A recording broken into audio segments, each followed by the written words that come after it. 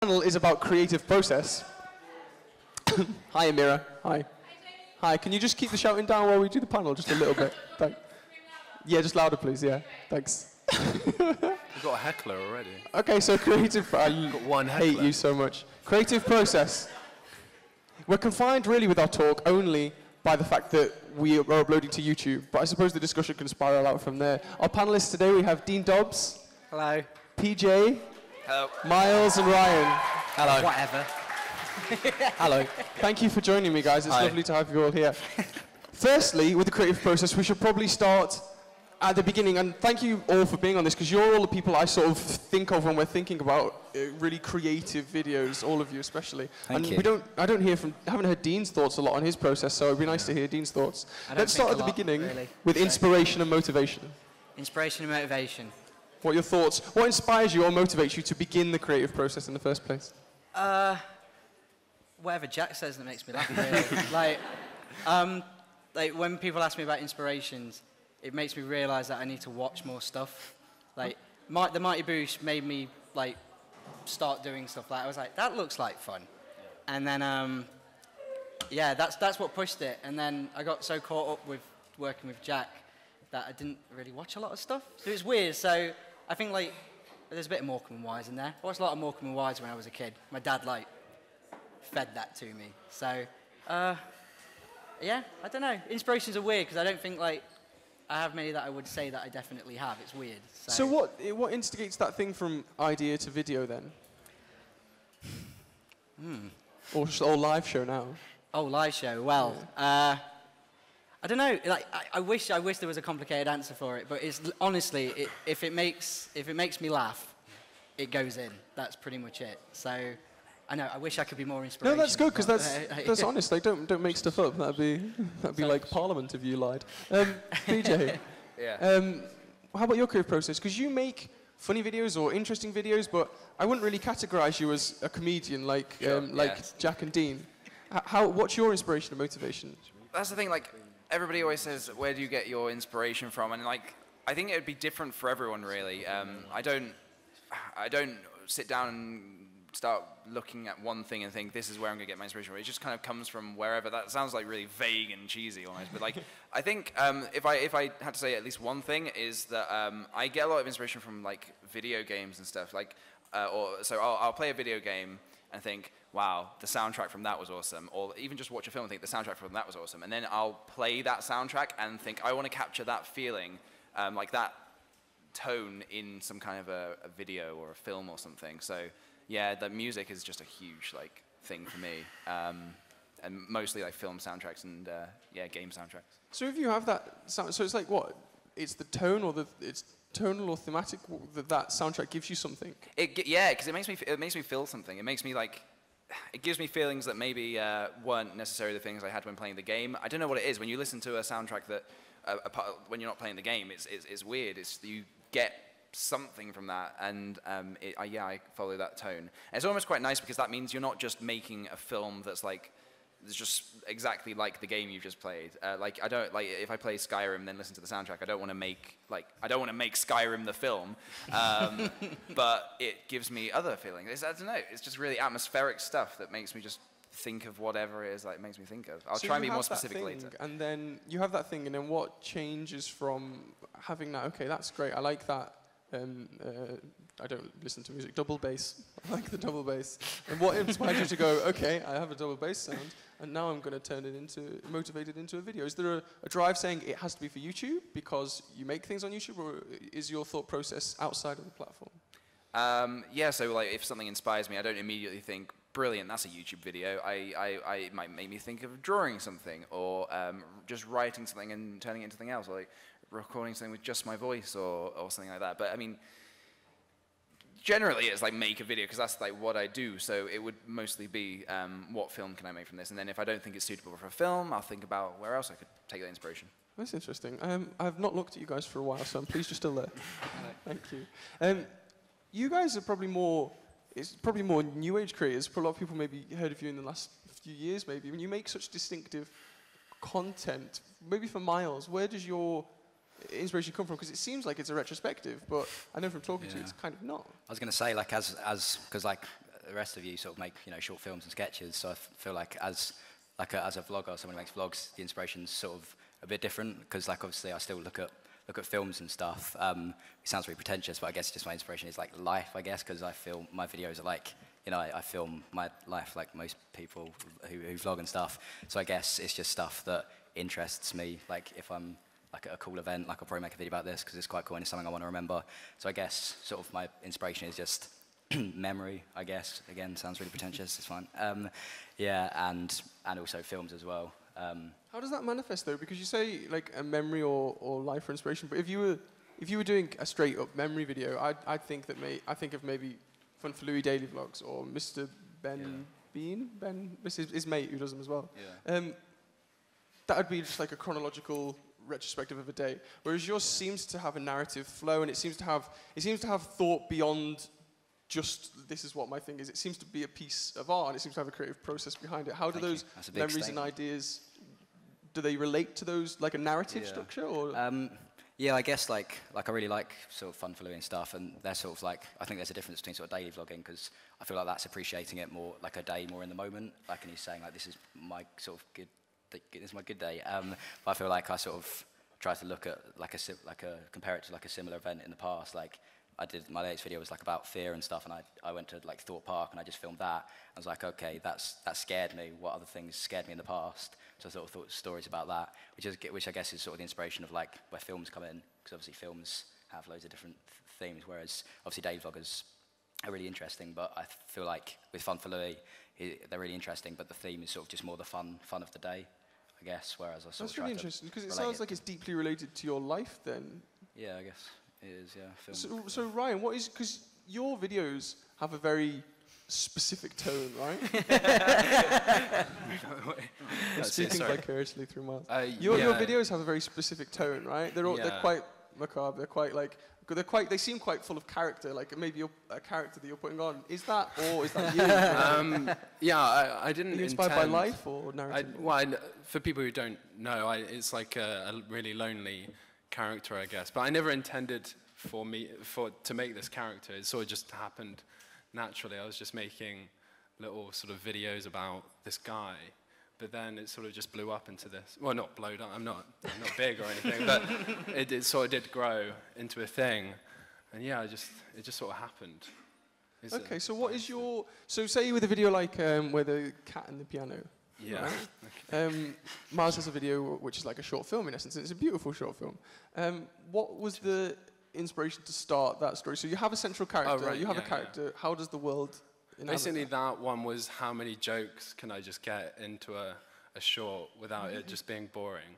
And I love the idea of just like this guy, it being a comedy, but this guy having all these thoughts before he dies, but they're all just comedic thoughts. Instead of just thinking, oh my God, I'm going to miss my family, he's thinking, well, I see my life flash before my eyes because I didn't really have a life. Like stuff like that. I think it's quite good. But yeah, no, it was sort of also like, how far can I copy Kyan before he realizes as well. And has he realized yet? He hasn't realized yet. Which is good. Yeah. In terms of creating a piece of video that you put out there, what is the first thing that kind of comes to mind past the idea? So you have an idea, and then you want to start formatting it into a thing that you can watch in your head, because I assume people see their own video in their head before they've made it, abstractly. What is the first thing that starts to shape that? Is it, okay, I have a knowledge of writing, I have a 3-act structure, or is it I have a medium that I want to throw powder paint, or is it, what is the thing that you want to do? I suppose maybe Dean's done a lot of shoots, PJ's done a lot of shoots. What do you think? Well, I mean, for me personally, I mean, it does all depend on what the film's going to be. Like, if it's something very simple that concentrates on one character, like sometimes I would do a video with this crazy clown that I've come up with called Wiggles the Clown. And so the first thing that obviously there is how crazy can I take this? How far can I push this idea of what's he going to be saying? So sometimes it is like I focus like really on the characters and make it really character driven. Sometimes I always say not to do this, but sometimes the first thing I start thinking of is the aesthetic of it, and I start thinking like, how's it going to look? Like, what's the set going to be? What's the location? And like I wouldn't really recommend that, because it's like you get too carried away, and then you get to the day of the shoot. It's like, wait, I should have written a story for this. I should be a bit behind. So yeah, it all depends, but sometimes yeah. So, like, I mean, characters always like mean a lot to me. Make sure the characters are really like fun and likable and stuff. And It does seem that your content seems to like have a purpose beyond the video. It seems to be like you have something that inspired you, and is it character that's that thing to do that? I think so. I don't know why though. I just find it really interesting when you've got such a strange array of characters that I don't know. I don't really have an answer to that really, but yeah, I do love. I've got to all leave now. I do love. Yeah, I do love the really crazy characters though. I like. Yeah. Dean, you've done a lot of. Videos.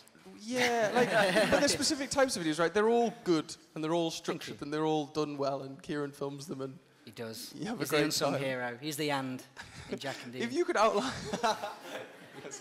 If you could outline to people who want to make similar, like, more official projects in their own mind, what is the process that you guys go through practically? Well, like obviously it starts off with usually like a tiny like little idea. So I always liked. We did a video called Dead Girl, and where I'm haunted by a ghost, and that started off with those chain letters you get on Facebook where it says, if you don't send this to 17 people, a girl's going to stand at the foot of your bed, and I'm like, but they never say exactly what she's going to do. So I was always like, what about that? What if that was to happen? Forget that. Like, we were going to have the chain letter bit in there, but we cut it out because as a scenario, it's much funnier. If you don't know why a ghost is haunting you, can you figure it out in that process? And there are moments where we write, we sit there and we write the sketch and we visualize it in our heads. Like we'll say like even in the middle of the writing, we'll go, we're going to shoot that like that, and we're like, okay, sure, and then you write that down, or we completely forget about it on the day, whichever. So, and I do find myself fighting for certain things, like in Dead Girl, certain things that don't need to be there, but like there's a bit in Dead Girl where the ghost girl throws up. And I don't know why, I was really fascinated by the idea that why would a ghost be sick? Because they're dead. And I was like, Jack, that needs to be in there. And he's like, yeah, we're getting to it. And I'm like, don't forget it though, please. Like, it's got to be there. It's like I need to see that ghost throwing up. I need to see it. So, yeah, it's kind of like, it's very like, very sporadic. But the writing process is probably the most like, what's the word, structured part. Okay. And then Jack goes away and talks to Kieran about the filming bit. And then I go, yeah, that looks good. And then, like, I have no idea what to say when Kieran's filming. He's so ahead of anything. Like, I just used to turn a camera on, and if you could see me, then that was good enough. But Kieran's got all sorts of stuff attached to that. I have no idea what they do. A lot of them are just for his own amusement. Yeah, probably like one of those hamster wheels. If it's got enough like LEDs on it or something, then he's like, yeah, right, I'll go with that. So Ryan, I just turned away from you mid-sentence. That's how we know we're finished. That's fine.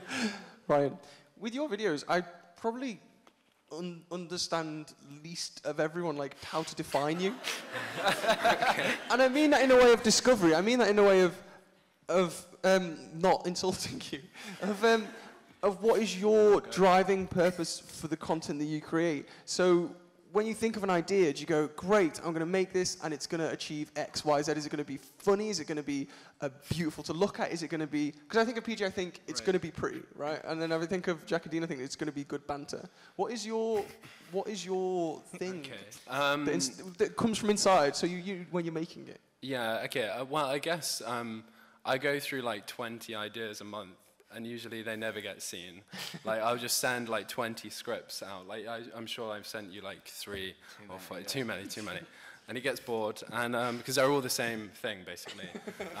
But no, I think it mainly comes from, mainly from film, I guess. I'll see something in a film, and I think that's a good idea. Like, there's a sketch I did, it's called Therapy, and it's basically just from a Woody Allen film. I just stole it, but no one's probably seen it, so like, I can get away with it. But other stuff, it's just like an initial concept. Like, I did one about a watermelon. I don't know how many people saw that, probably no one, awesome. But it was, and that was just the initial concept. I thought it would be funny if, like, you would see this guy having an existential crisis, but all you see is like a watermelon. I just thought, and you just run with an idea like that. I mean, that's all that happens, really. That's great. So how do you get that moving? So you've got that idea. How do you start the process of changing it from an idea into a thing that you can get other people involved in, or do you get other people involved in your creative process? Sometimes, but mainly it's just like a lot of sitting around doing nothing, watching TV, hoping that something will just come, like, and eventually something does. But I don't know if there's a way of just like, for me, like just sitting down and writing something. like I have to like be inspired by something. So I watch PJ or I watch Miles. Dean, not so much, but no, I do. I saw it coming. And just try and you have to try and force yourself to be inspired, I think, just to create. So who makes stuff that they would consider a creative process in the room? Put your hands up. Who makes things? Don't be afraid. No one's going to bite your arm off. You're just waving. And does that resonate with you guys? Do you have to wait for a spark of inspiration, or do you actively go out searching for it? Anyone actively go out searching? No one. So we all wait for one person. They're not inspired, basically. We all wait for. We're all ready to. We're vessels ready to be filled up by Miles's next answer. What is your process? I think of you as a filmmaker. Even though it's like documentary film, isn't yeah. it? Yeah, I guess, documentary is sort of like a big inspiration. I like how sort of a documentary has like a main sort of thing, but they go out and meet different people and sort of come back with a conclusion. Yeah. Oh, sorry, Jamie. Oh, what's happening? All right, cool.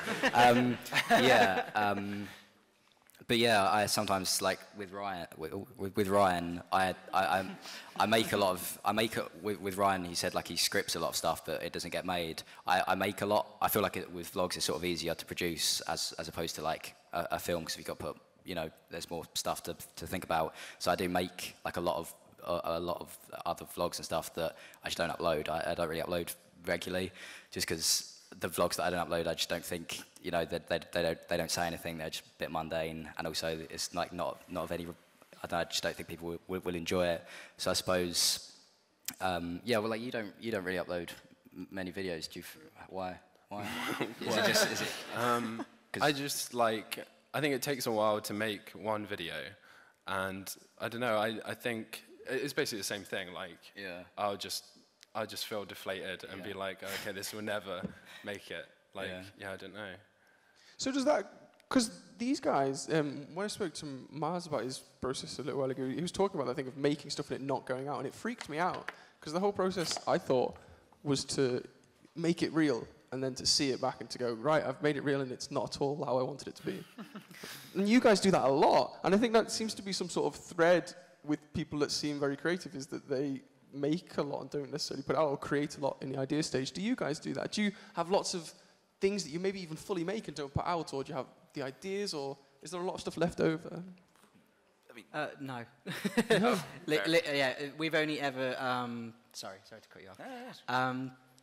We've only ever filmed one video that we never released, which ended up being, we did a video called Floorboards, if anyone's ever seen that. We filmed that, the first version of that, about 3 years ago, and it was horrible. It was the worst video ever. But yeah, we do them so infrequently, but then when we do, we spend so much time on it. So yeah, we've never really had, aside from that, we've never had an instance where we've hidden an idea. They're just ideas, like the bits of ideas, and they're just videos waiting to happen at the moment. So the bits of ideas come out in the ideas process then, but they get put to the side to concentrate on the one thing that you're doing. Yeah. We're not good at multitasking, basically. So it's interesting. I mean, me personally, like the ratio of like what I make to the ideas I have is like 1 to 10. I have loads of ideas and I write them all down, and but sometimes you just kind of, when you have an idea, you just write it down so it's there for later. It's like in the idea bank, and then you come back to it later and think, why did I write that down? And so the things that I make, they go through, basically I kind of go through like a filtering process. So there's all the initial ones that you write down when you're either in the shower or you're trying to sleep and you just can't sleep. And in the morning you check them and you just delete the ones that are just ridiculous. And then like shrimp prison. I wrote down shrimp prison one night. What was I thinking?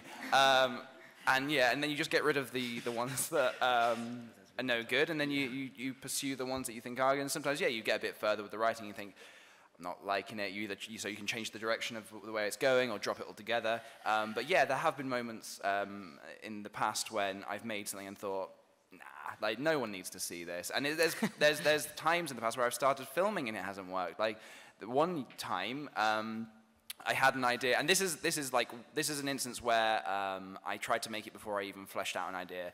The idea was literally just Toast Ghost. I liked the way it sounded. I liked the sound of the name Toast Ghost. So me and my friend Jamie, not me. No, sorry, it's a different Jamie. We one night, we just said, should we make this film? And we didn't really know what it was about, but we just started filming. And it just fell apart before my eyes. I was trying to tie a shoelace to a piece of toast, and it was breaking. And I was trying to dangle it, and I didn't really know where it was going. And we just thought, what are we doing? Tying shoelaces to pieces of toast? Let's stop now before it goes any further. So yeah, there are times when, like, mid-shooting, I've just thought, nah, shelf it for later. So did you tie a shoelace to a melon? What? No. What? My real question is, with that process there, the idea, does it stop at the script? Does it go, I've finished the script, it's there, or can it do that? Can it keep changing, keep developing, maybe fall apart, maybe get better? It falls apart at all different stages, I think. Like, usually at the idea, like, you'll start developing it and go, no. But then sometimes even filming, like, I filmed this one video twice, and I even put it together a little bit, and I was just like, no, this hasn't worked. Like, I spent like a month on this video, and sometimes it just doesn't work. Like, it looks good on the script, but then, you know, you go to film it and it's not great. And then the important thing for you is realizing what, a vision, or? Yeah, I think that's a big part of it, but it's also like tone as well. Like, this video wasn't really the same tone as it was like about. It was during I don't know how many people have seen it, but the Hazel's short film, that zombie period, and I was going to make a video like supporting that, and it was about this guy. It was kind of Zombieland-esque, about a guy trying to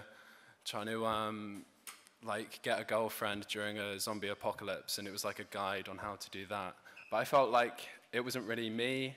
But it seemed good on paper, but it just wasn't the right tone. Like, you know, I've got to make videos about death, so you know. Well, there's a lot of death with zombies, so I don't know how that didn't work out. That is true, but there wasn't in this one. It was good. So I suppose an interesting point is, we've talked about creativity within yourselves, but we live in a world where we can't always make what we want, I suppose. I mean, for some of us, this is your job. Is there an element of maybe, I know, sponsored creativity? How does, and that could mean other things. That could be sponsored to do a video by a cereal, or it could be an instigating factor that's made you make a video without you initiating the idea to make it. How does that affect the creative process? I don't know, maybe PJ is probably the best person to speak to first. Yeah, like, because I do a lot of, like, branded work, and I spoke a lot about this the other day on the brand panel, because I feel very passionately about handling it carefully and handling it like the way that I think is right.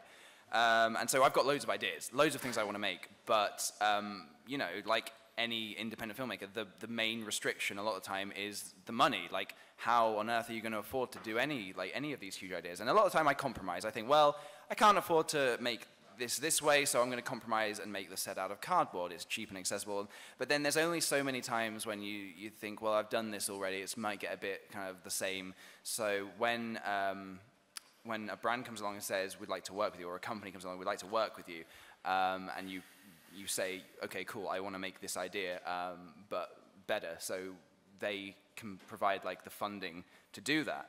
And I think it is just a great opportunity to make those ideas and just take them to the next level, and like just keep building until you just keep getting bigger and better, I suppose. Having some sort of definition of the brand that you're working with, or of a release date, does that alter the process? Of course it does, yeah. I mean, like, because essentially when you're making a video just for YouTube off your own back, then like, sure, there's no real deadline. It's like you keep going till it's done or whatever. But then, yeah, when you're working with a company, there are deadlines. So yeah, of course, that's a huge factor in, like, because you don't want to make something that's like super ambitious where you're gonna have to like fly to Japan for like to film something huge. I don't know why Japan, but we'll just make something huge when the deadline is in 3 days. So yeah, it does definitely make you think, okay, what's doable in this time period with this amount of money, but also still super creative. So, Miles, what was your thought? Yeah, I was going to say, because I really like how, PJ, you sort of incorporate, you know, branding into films. Thank you. I think, like, for vlogging, maybe it's a bit more difficult because, like, you know, somebody's speaking directly to a camera, and it's perhaps not easier to disguise, but, like, it is a bit more obvious that you're you know, saying, you know, directly, you know, I'm sponsored by this thing. Whereas in a film, you can sort of make a story out of it, and you don't care so much that it's sponsored. It's just like, oh well, yeah, I'm grateful that was sponsored because I got a cool film out of it. But I think it's sort of like difficult for a vlog to necessarily try and make it entertaining without it just being like an advert and someone talking to a camera and saying, yeah, I was sponsored by this thing, go and buy it. But it doesn't. Yeah, I wonder how, like, if like how it would affect like the worth of a video, like if we were talking about it, like is like a vlog like still worthwhile? Does it bother people, like if you're watching something knowing that it's sponsored? Well, even like a film like PJ does, like do we value it less because it's sponsored? Should it be valued in a different way? Like people here, like do you mind, like if like a vlogger's if they've like mentioned something in a video, do you care if it's sponsored by something, or show you of just hands. What? Show of hands. Yeah. Do you like? I don't know what English show of hands. Or is He's that? running. He's running away. He's going. He really hates it. He works for Crave. Well, I mean, if you don't mind me jumping in, go for it. On that note, it's the thing I find about branding and sponsored stuff is that it's really exciting and it's a great opportunity, and I feel that you should take the opportunity and really push yourself to do something that you wouldn't be able to do if they hadn't approached you. So that's why I personally would never just sit there and like make something that would be completely unordinary for me to make. So me personally, I think it's almost a bit out of place for a vlogger to do something that doesn't push them to do something that they would normally do from their bedroom. Which might sound a little bit controversial, but that's just the way I feel about it. I feel that you should really push yourself to almost like you've earned all this respect from your audience. You don't want to lose that by doing something that looks like a cop-out. You want to really like show them that this is like great, because like I was saying earlier, as an independent filmmaker, someone coming along saying, we're a big company, we're going to fund you to make a film, like that's super exciting. That's not something that just happens like to anyone like that. So being on YouTube and that being a thing that comes with being a YouTuber, like, is so great. Like, but there's a difference between you doing that, like the Kew Gardens video, and you doing like Lullaby Cubed. Like, there's a difference there. Like, I think we value like something like the Kew Gardens video as like a successful campaign or something like that. We value it in a different way than we do Lullaby Cubed, which is like art. Like, it's a different thing. I don't know. That would be quite interesting. The art word came up. It'd be quite interesting just to hear how you view what you make. Have you heard that? Do you view it as? How do you view what you try to make? So it's not bigging yourself up or being self-effacing. Do you aim to make art, or do you aim to make a video? This is probably just short answers from each of you, I suppose. I'm just trying to. I don't think I'm making art now, but I'm trying to better myself to make good art. Yeah, I want to make something that is.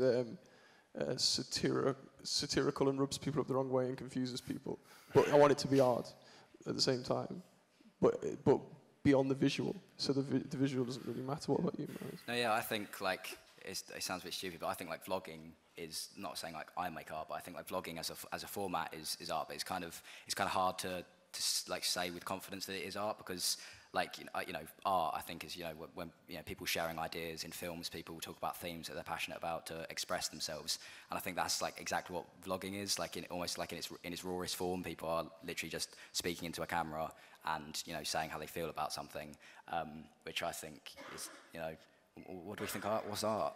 Yeah, I mean, it's that like expressing ideas. It's like I mean, it all depends on what your like definition of art is. If like, I mean, to me, I guess art is something that's that's appreciated and can be watched or looked at in some way or listened to. And if that's like me, I don't set out to make art. But if someone wants to perceive what I make as art, then that's cool. If they just want to perceive it as like a dumb video, that's also cool. If they want to perceive it as like an exciting film, that's also cool. So it all like really depends on like what you think art is, which is a deep question. I don't think we have enough time to cover.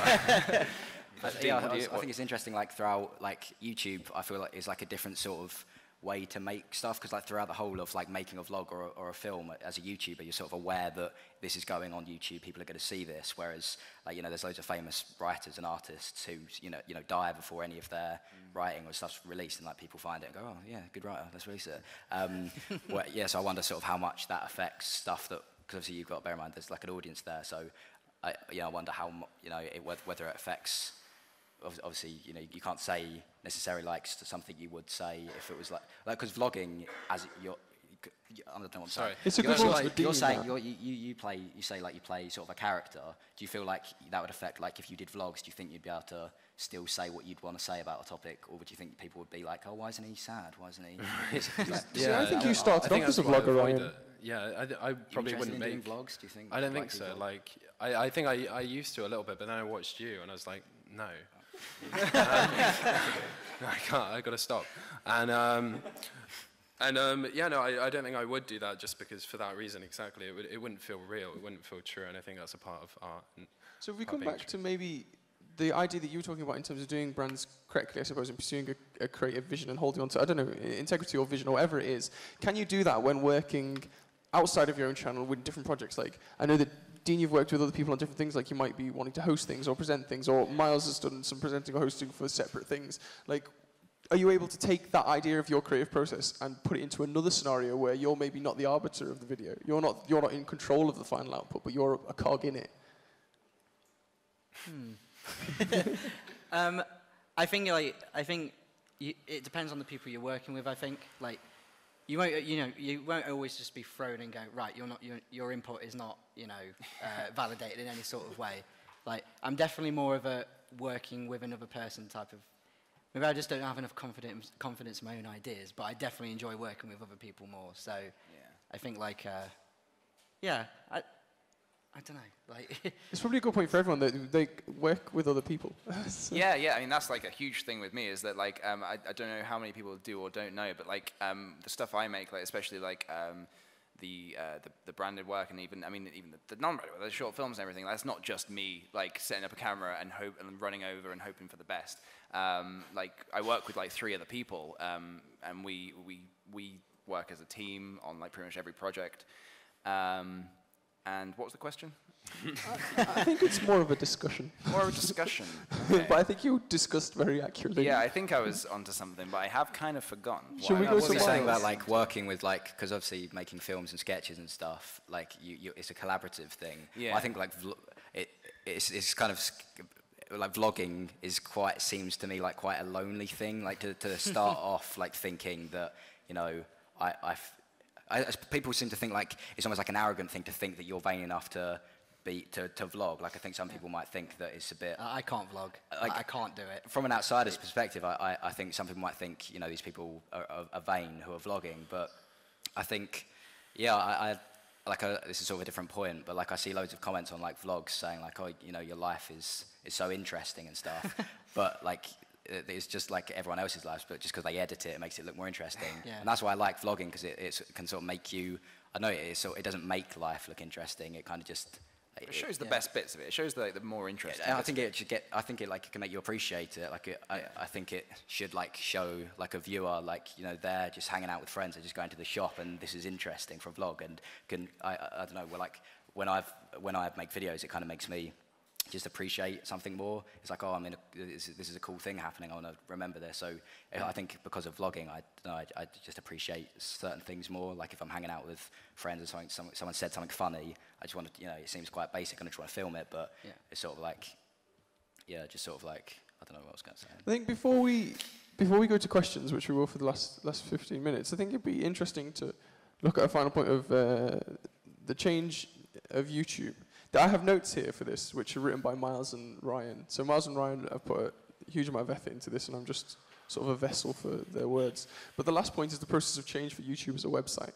So maybe in 2007, it's a hobby. Now it might be a job. Does YouTube alter the creative side? Like the example Miles has got written here is Charlie as a perfect example. Like he's changed to films, but still stick with integrity. Bertie's another one, for example. Has the process of YouTube changing from hobby side to official, like job way, has that changed your creative process? Well, I mean, yeah, definitely. Like because as more people coming to the site and watching, I mean, some YouTubers like stick with the same style, which works for them, which is great. For me, back in 2007, I was making like terrible stuff. Like at the time, I was just still learning kind of the craft and stuff, but. if I was still doing that now, I'd be quite embarrassed, like if the amount of people that watch me now are watching that. So I think the progression of YouTube kind of just made me feel like, okay, I've got to step in my game. I've got to try and learn this a bit better, be a bit more professional about it. And like, I mean, and that's crazy because some people don't think YouTube as a professional thing at all. They think it's like cat videos and, I was gonna say lizard videos. I don't know where that came from. Videos. I don't recall any lizard videos, but I don't know. We should go look for some later. Yeah, definitely, yeah. So yeah, I see it as like, if the stuff I was making, if that was going on TV, I just kind of see it like in something like I try to be as like professional about it as possible, and then just hope for the best. Dean, what about you? Because your kind of start on YouTube is fully documented. If you watch Past Bing Future Bing, and if we saw the first time that you and Jack you were introduced to Bing, like we've seen your whole sort of like, if someone wanted to be as creepy as me and watch every bit of your life. How I didn't even know that. How was that? I just remembered it from Past Bing Future Bing. How was that journey on YouTube changed for you? The creative side. I don't know. Like, I know the website's like changed a lot, and it like favors like, well, from what I've heard anyway. Retention. I've never seen any real proof, but like apparently it favors quantity over, you know, not quality. Regularity. Yeah, regularity. There you go. Yeah. I don't think I'll ever like go, oh, I should make more videos because the website's making me do it, and I'm like, nah. Right? I mean, if people don't watch them, whatever. Like if you know what I mean. But I think the creative process has changed because the only way is that more people have watched their videos and more opportunities are shown up, so we get to do more stuff. I think that's like the biggest change to what, like consent would never have happened like 2 years ago. Like we would never for 1 minute have gone, let's get out a club and make a song and guitar solos and whatnot. Like that just would not have happened like 2 years ago. So I think like the support as it's built up is made as that go for bigger ideas and stuff like that, if that makes sense. What about you guys? Well, I wasn't making videos in 2007, but I think there's a great thing my friend Paul said, Paul Neefsey, and he said that YouTube now celebrates like mediocrity.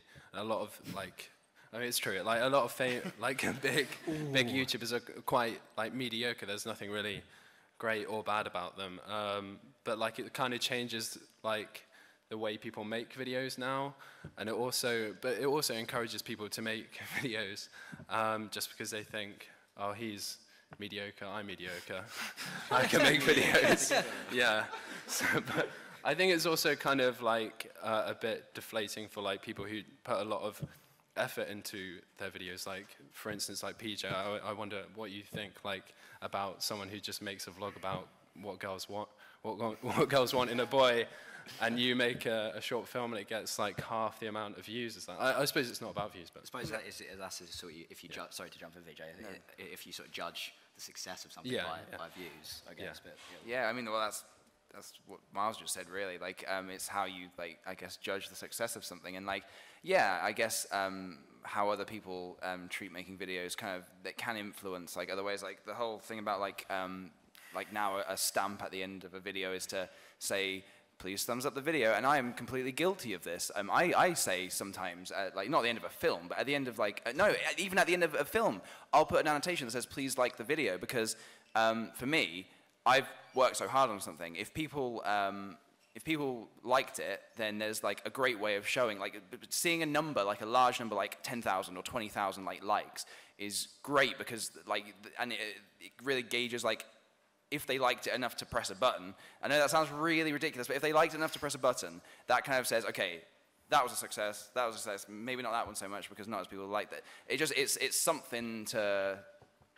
show that. So I guess like that's something like that other YouTubers do that I personally do. But then as for like how other YouTubers treat, like I think everybody, I don't think, about the mediocrity thing, I've got like thoughts on it, but I don't really know how to put them all together right now, because I don't think what any YouTuber does is bad or anything, because that's their own thing and they run with it, and like if that works for them, that's awesome. It wouldn't necessarily work for me. I think it's just about like, just because something has more views, like even if it's just a vlog of someone talking about, you know, top 10 things, I still think that has like worth. It's just like, just because it has more views, perhaps it's just because it's like more accessible. People can just watch, you know, like a 3-minute vlog on the bus. Whereas if, you know, PJ's made sort of like a 7-minute film or something, it's a bit more, you know, it's a bit more of an event of sitting at a computer watching it. So I suppose it's just how you sort of digest it. I don't think. Yeah, I don't And think also, sort of I mean, views equal worth.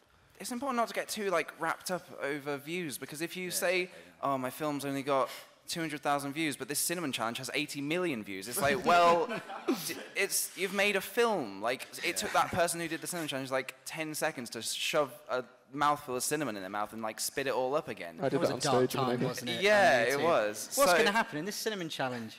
Well, I wonder what. I think we all know. Yeah, so it's not. I think it's important not to like get too wrapped up in numbers. I know that contradicts what I just said a minute ago, but that's like the thing about likes is more about like gauging like what went down well and what not to do again, kind of thing. But like views, like it's not the end of the world. It's kind of weird how like on YouTube, like more than any other thing, like you can see so much details about something you've made. Like if you've made a film, you sort of just see how it does over the weekend, and then someone sends you back a number like this is how much the film's grossed with a book. It's like, oh, I've sold like 1 million copies. But with YouTube, you can see exactly like these are people's opinions. These are the likes. This is how many views. This is how many people have been sharing on Twitter. So it's sort of like, I don't know, it seems like it doesn't, like statistics and stuff doesn't seem to be like creative. They're sort of two different things, like statistics and creativity. So I just feel like YouTube's sort of like, I feel like if you're making stuff, you should just, obviously not, I think it's still like interesting to look at, just don't let that decide sort of why you make stuff. Right, so we spoke kind of in a little time that we have about kind of the instigation of ideas, sort of development, and we tried to look from before and after video and the platform as well. I'd like to, for the last 10 minutes, take it to you guys. Creative process, questions. Is there anyone that can go around with this microphone for me? Just around the building, just. Okay, so who should go first? Go to the front, please. Hi, I was just wondering, I have like loads of ideas for films and sort of plays and stuff, and I write them all down, and I've even sort of fleshed some out, but I'm always sort of scared that what you make won't be how you like wanted it to be. Do you sort of, and there are quite a few restrictions like money and you don't have a set, but do you think you should still just try and make them and see what happens, or do you think you, Yeah, definitely. I mean, stuff like the lack of money should not put you off like from making stuff, because like everybody who starts making stuff started with like nothing. So it's about finding those like compromises. Like, okay, well, I can't afford a set, but I do have a bedroom which could work as a bedroom. So, and I don't know. And you can, I mean, even like any room can be dressed as anything. Like, so yeah, if that's a worry, then yeah, there's that. And well, I was gonna say your point about like, is it gonna be as good as what you have in your head? I would say that almost never happens, if you know what I mean. Like, I don't want to. You don't sit there and go, well, it'll do.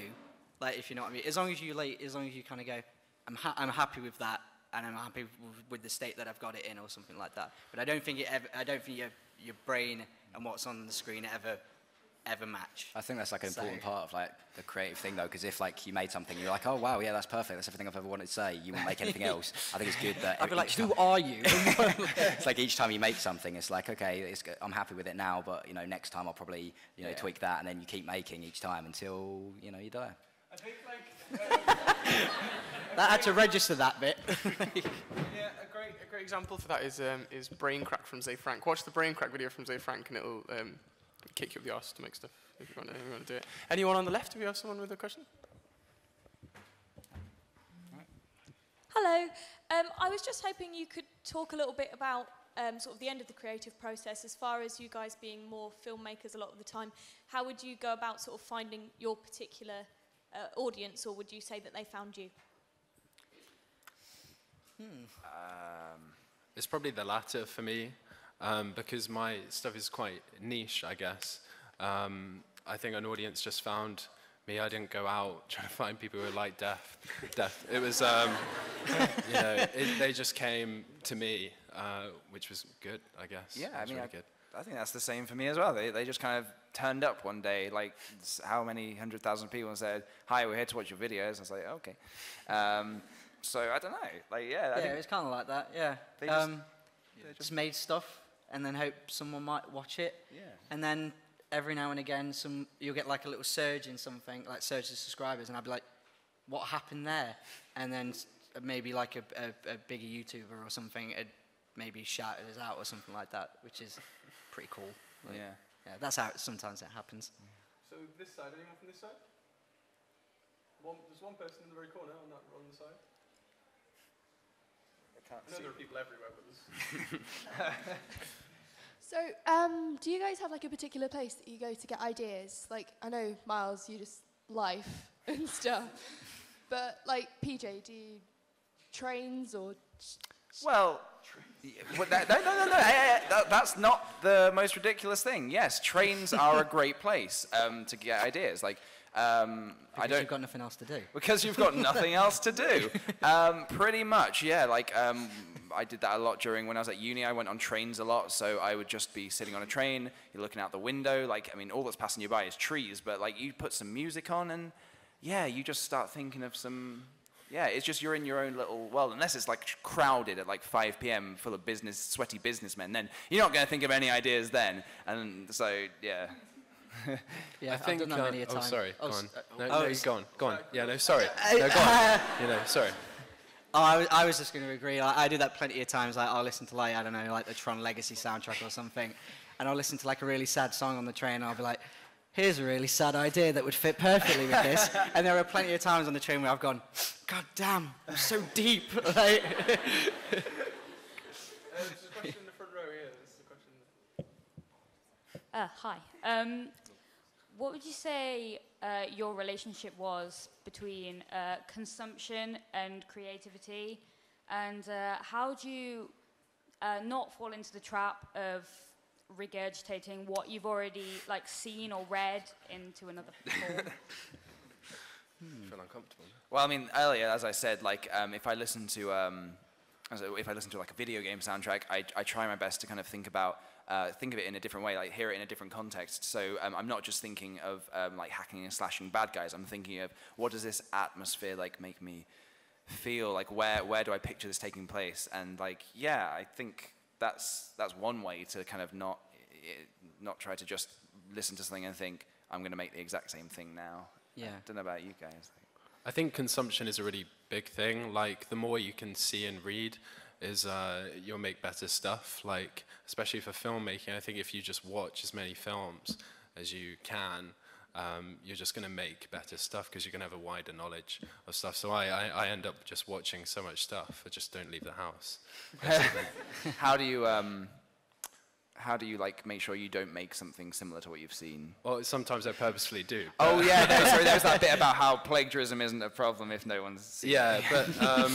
But no, I guess I guess it's also about going back to stuff you have seen and going, am I copying this? No. Okay, this is fine. But in other cases, I think it's fine. If no one's seen it, it's fine. Let's have the last two questions. First, people to stand up. Everyone had to think about that. I have no idea. Sorry, guys. So if anyone's paralysed, I'm really sorry. that would have been hell for me last year. Okay. Hi. I was wondering how important is editing vis-a-vis the planning and the content, and does it depend on the type of video you're making, e.g. a vlog via film? I don't think like necessarily it's important, but I think it's good if you can like edit stuff, because you know if you say like tell someone an anecdote and you muck something up, you then go to another person and tell them the anecdote again and you refine it. So I think if you can edit, but I don't think like starting off, I don't think you should worry too much about editing. Like I edited on Windows Movie Maker until like 2011, which like froze every time you press save. You hero. And you know that did its job. It just did basic cuts and stuff. I think editing's good, but yeah, I think if you can also sort of not, I don't know, like I'm a fan of sort of one take, like Evan Edinger is a good vlogger. He does like one take vlogs and he's quite good at it. But yeah, I think you sort of find out if editing's for you after a while, really.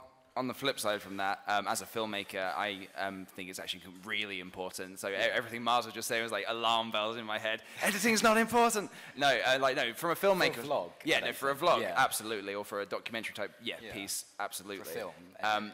For a short film, like editing's super important. Making sure you get like the timings just right to make sure like a line is delivered and then it cuts to the next person like correctly, and make sure things overlap correctly. And yeah, to me the edit is really important. Things can change a lot in the edit.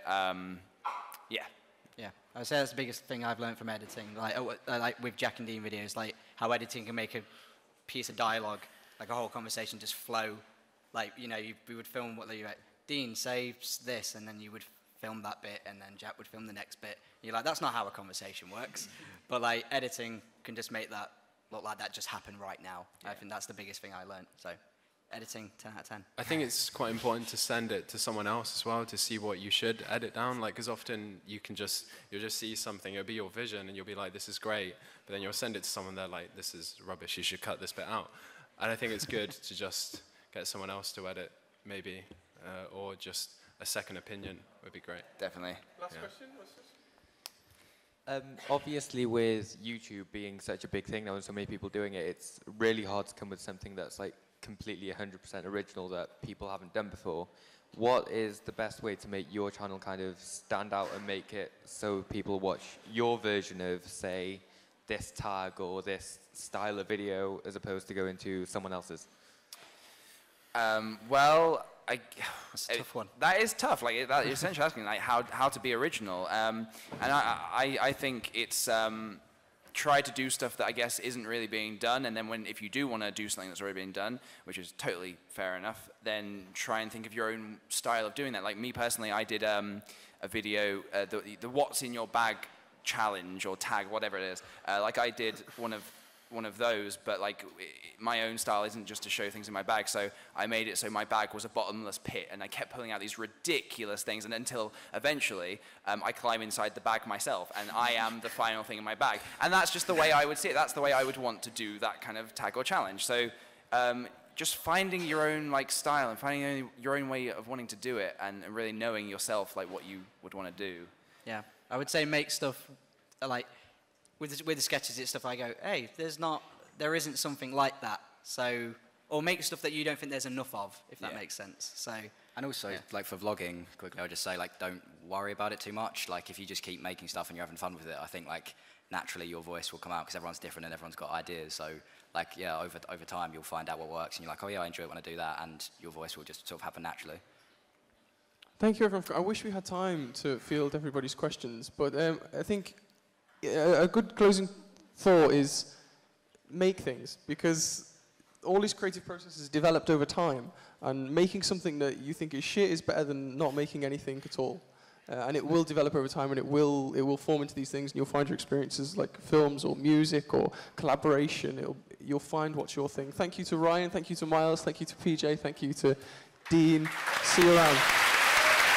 Thank you. Thank you. Peace and love.